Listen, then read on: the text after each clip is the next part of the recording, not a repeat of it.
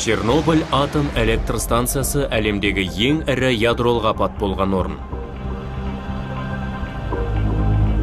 1986 жылдың 25 сәуірінде реакторлардың бірін сынақтан өткізу жұмыстары басталды. Төменгі қуаттағы реактор және апатты жағдайдағы салқындату жүйесін өшіру қажет болды. Жұмысшылар бұл сынаққа толық дайындалмаған еді, және қауіпсіздік хаттамасы еленбей, сынақтар жалғаса берді. Реактор бақылаудан шығып, оны басқаратын салқындату жүйесінсіз қызып кетті. Қарбалас басталып, жұмысшылар реакторды қолмен сөндіруге ұмтылды.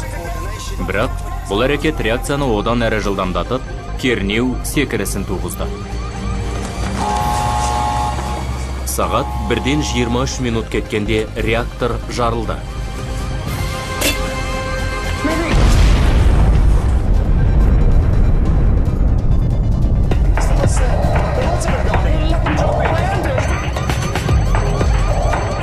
Басқа атом электр станцияларынан айырмашылығы, Чернобыль реакторлары болатпен не темір бетонмен қапталмаған еді. Зауыт жарылып, бөлінген радиоактивті материалдар мен қалдықтар жан-жаққа шашырап, айналаны өлім қатері жоғары зонаға айналдырды.